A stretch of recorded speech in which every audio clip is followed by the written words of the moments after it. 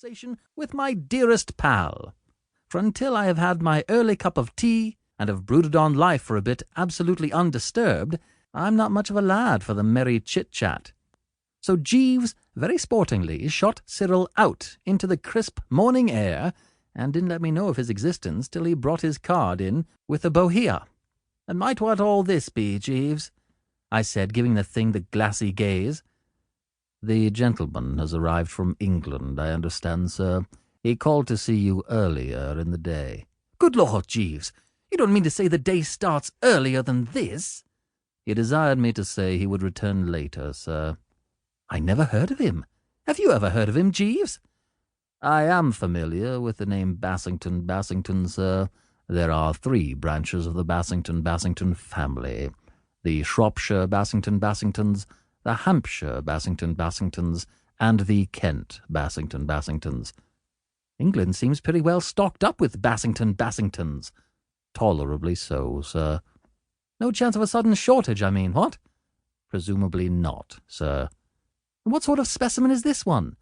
"I could not say, sir, on such short acquaintance."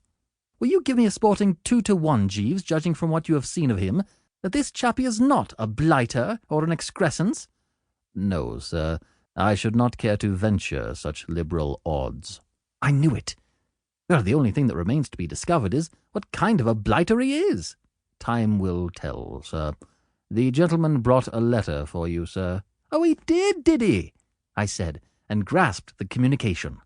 And then I recognized the handwriting. "I say, Jeeves, this is from my Aunt Agatha." "Indeed, sir." "Don't dismiss it in that light way. Don't you see what this means? She says she wants me to look after this excrescence while he's in New York.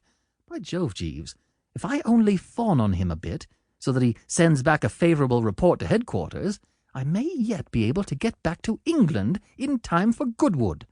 Now is certainly the time for all good men to come to the aid of the party, Jeeves. We must rally round and cosset this cove in no uncertain manner." "Yes, sir."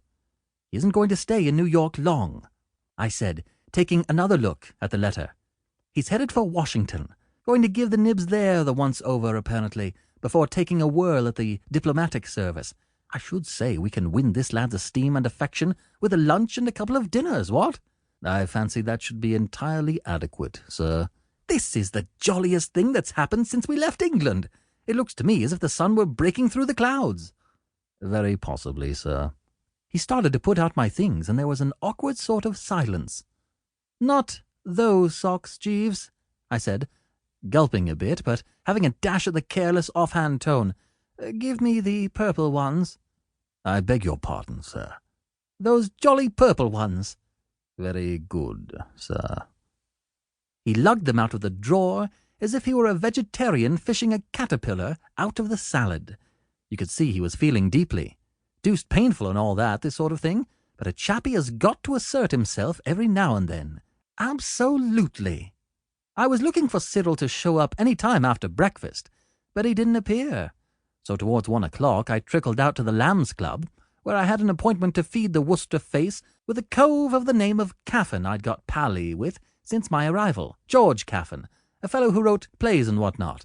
I'd made a lot of friends during my stay in New York, the city being crammed with bonhomous lads who one and all extended a welcoming hand to the stranger in their midst.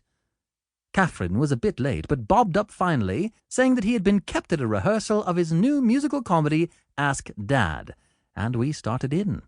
We had just reached the coffee when the waiter came up and said that Jeeves wanted to see me. Jeeves was in the waiting room. He gave the socks one pained look as I came in, then averted his eyes. "Mr. Bassington has just telephoned, sir." "Oh?"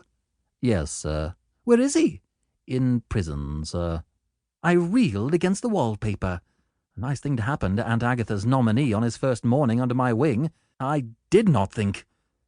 "In prison?" "Yes, sir. He said on the telephone that he had been arrested and would be glad if you could step round and bail him out." "Arrested? What for?" "He did not favour me with his confidence in that respect, sir." "This is a bit thick, Jeeves." "Precisely, sir." I collected old George, who very decently volunteered to stagger along with me, and we hopped into a taxi. We sat around at the police station for a bit on a wooden...